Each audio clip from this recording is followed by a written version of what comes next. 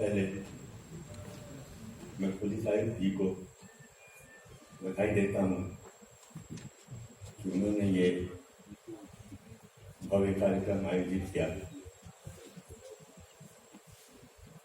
भव्य इसलिए भी हो गया है क्योंकि ये कार्यक्रम दिल्ली पुलिस के नए मुख्यालय में हो रहा है। इस मुख्यालय की बिल्डिंग की परिकल्पना अब से 52 साल पहले हुई थी और एक बहुत ही दिलचस्प इतिहास है। जिस जमीन पर ये बिल्डिंग बनी, इस बिल्डिंग पर और इस जमीन पर तत्कालीन डीजी बीएसएफ श्री रुस्तम जी की आंख थी। हम जितने नाम मौजूद हैं उनमें से मैं समझता हूँ कि श्री मुकुंद कौशल को छोड़कर के दूसरों को इसकी जानकारी नहीं हो। रुस्तम जी चाहते थे कि इस बिल्डिंग जो उस समय थी और ये जमीन उनको दे दी जाए, और उन्होंने तत्कालीन गृह सचिव श्री एलपी सिंह साहब को मना लिया था कि जमीन उनको लौट कर दी जाए। जब ये बात पता लगी तत्कालीन दिल्ली पुलिस के महानिरीक्षक श्री जी मिश्रा जी, तो उन्होंने हम सबको लेकर के गृह सचिव जी के पास गए और उन्होंने कहा कि साहब इस जगह पर हम अपनी पुलिस मुख्यालय बनाना चाहते हैं, तो ये जमीन हमसे न ली जाए। तो गृह सचिव जी ने पूछा कि आपके पास कोई इस नए मुख्यालय की प्लान है बिल्डिंग की? तो भाग्यवश हम लोगों ने एक मॉडल बना रखा था। ये 1967 या 68 की बात है। तो अगले दिन उनके दफ्तर में एक मीटिंग हुई जिसमें हम मॉडल लेके उनके यहाँ गए और 40 मिनट तक गृह सचिव के दफ्तर में इस पर चर्चा हुई। एलपी सिंह साहब ने उस मॉडल को बहुत बारीकी से देखा, कई सवाल किए। उन सारे सवालों के जवाब हम लोगों ने दिए और जाहिर है कि जो भी हम लोगों ने जवाब दिए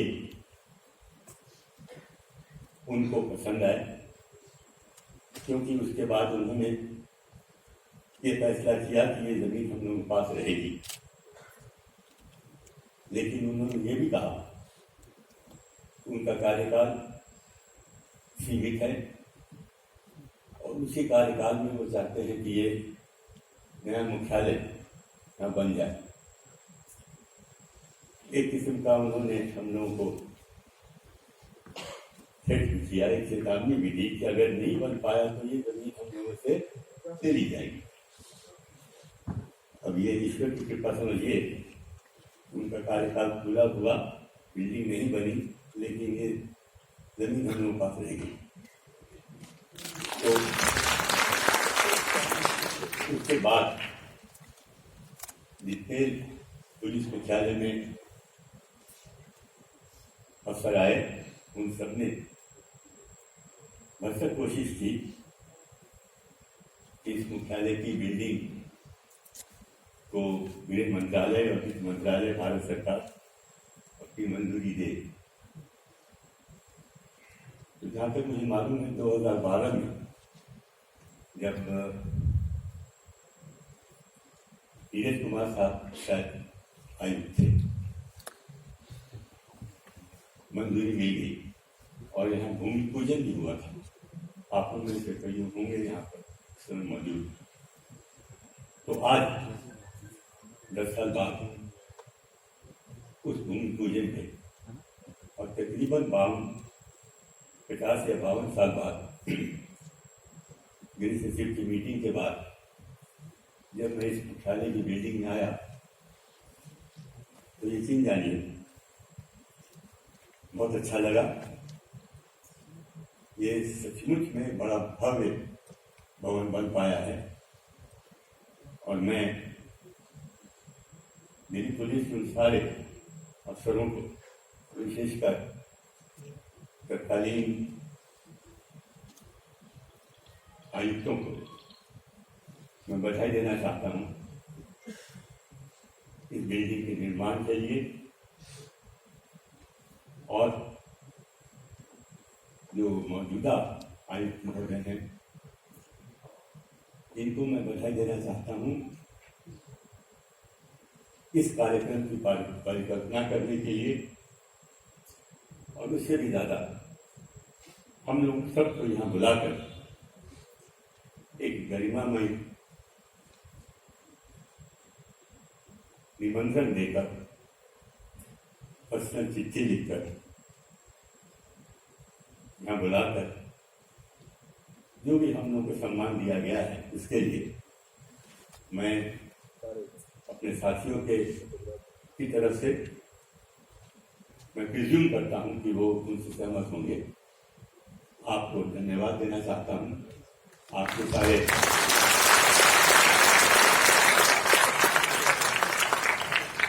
सारे साथियों को धन्यवाद देना चाहता हूँ कि हमें बुलाकर ये सम्मान दिया गया। हम लोग प्रसन्न हैं, बहुत संतुष्ट हैं। मैं विशेष करके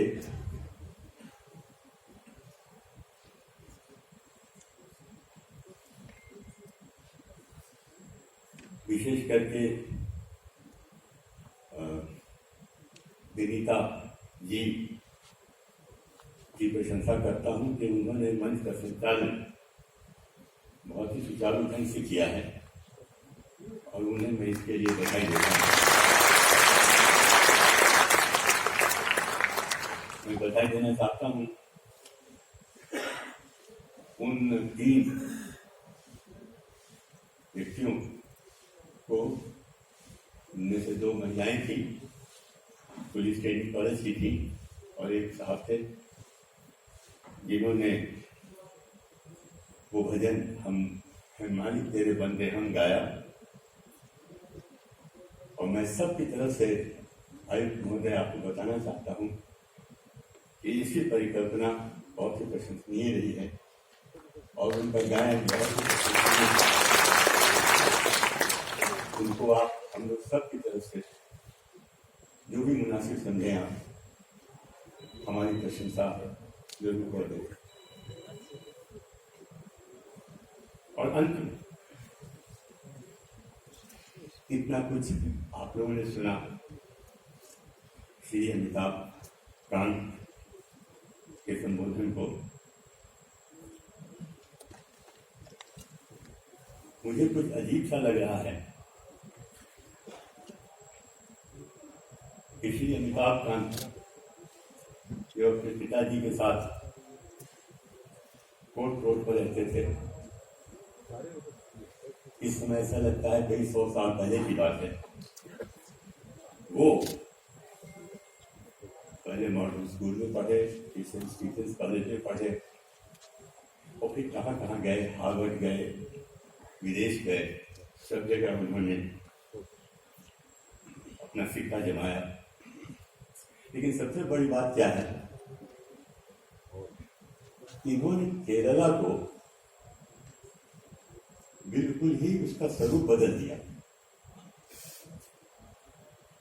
अंग्रेजी में जिसको कहा जाए, he transformed the state of Kerala, made it into a great tourist destination.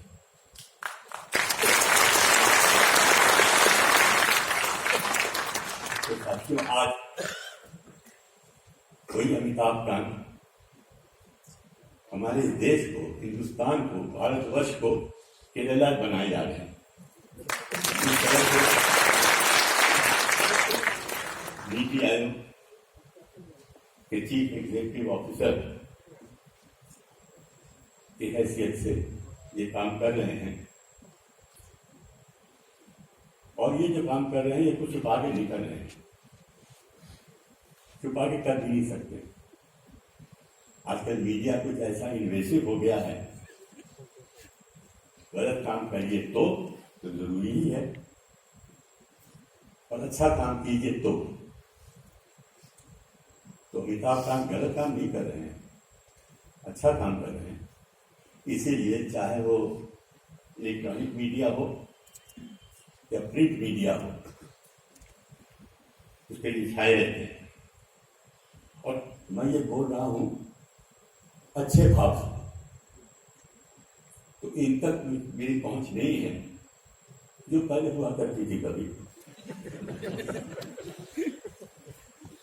आम धारणा ये है, प्रधानमंत्री के बाद, इस देश के प्रधानमंत्री के बाद अगर कुछ चुनिंदा लोगों का वर्चस्व है इस मुल्क में, तो उन चुनिंदा लोगों में से एक कौन है?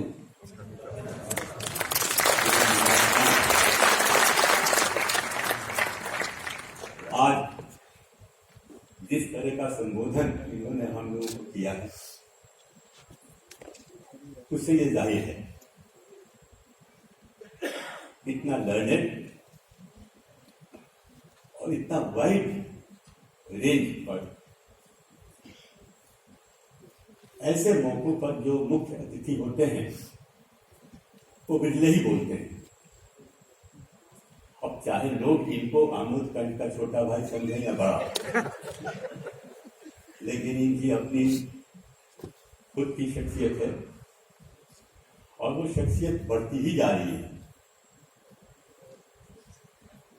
जैसे मैंने कहा, वो केरला में थे तो वहां की सरकार ने, वहां के मुख्यमंत्री ने, और ये मुख्यमंत्री सिर्फ एक राजनीतिक दल के नहीं, केरला का इतिहास रहा है, राजनीतिक इतिहास। एक बार यूनाइटेड डेमोक्रेटिक फ्रंट की सरकार बनती है जिसके कांग्रेस सरगना होते हैं, तो दूसरी बार लेफ्ट फ्रंट की सरकार बनती है जिसके सरगना सीपीएम का चीफ मिनिस्टर होता है।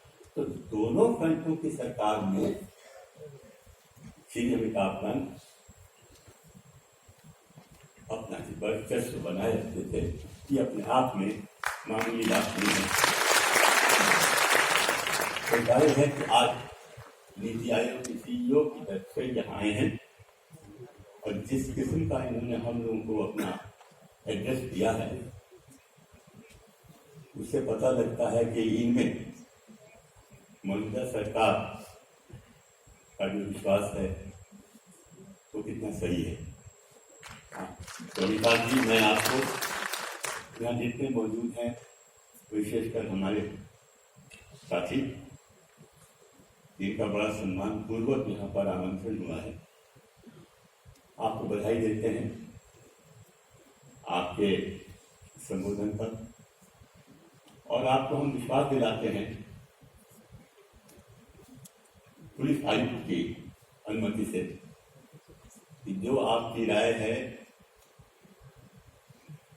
जो आपने एडवाइस दिया है, उसको दिल्ली पुलिस मानेगी। राकेश जी, आपकी अनुमति है ना मैं कहने की, मानेगी। और आप ये जो मानेगी, जो मैंने कह दिया, इसमें दिल्ली पुलिस का ही फायदा है। आपको जो राय दी है उसको मानने में, तो ये इनके पास कोई दूसरा विकल्प है ही नहीं, तो मानेंगे ही मानेंगे। सफाई must say that we have all benefited by your most illuminating address on a very wide-ranging set of issues.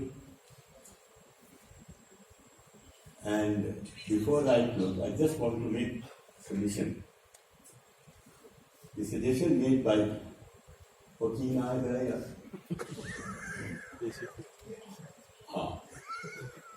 is valid. Traffic management is not merely a police problem these days. It has to be built into urban management. unfortunately, none of our metro cities where traffic is a serious problem, this concept has been enforced.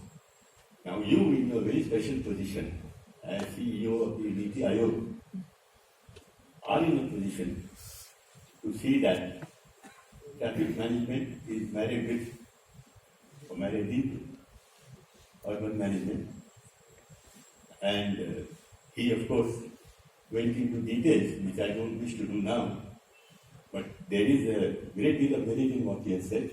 And if you take that, this is something that is fit to be taken up by the CEO, NITI Aayog, then I would urge you to kindly do it.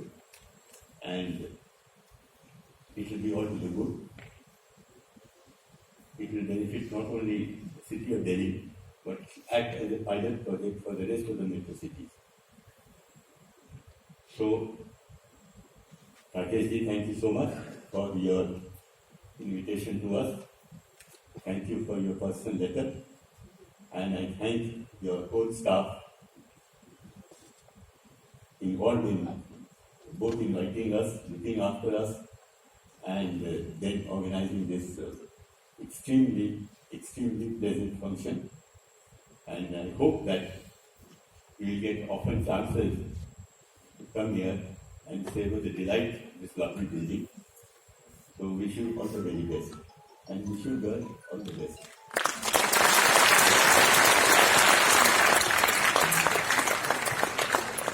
Thank you, sir, for your inspiring words. Now I would request our Commissioner of Police, sir, to convey our deep gratitude to our chief guest, Shri Amitabh Kant, by presenting him with a memento on behalf of Delhi Police.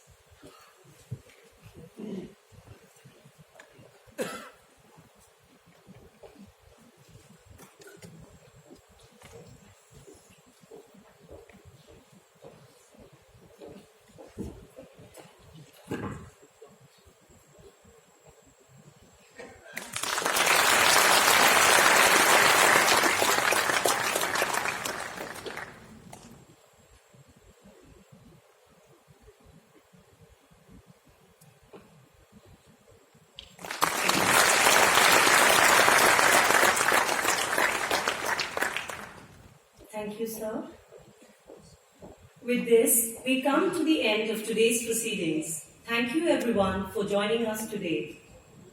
I request all our guests to join us for high tea. DCPs and above may please join us at the 4th floor terrace.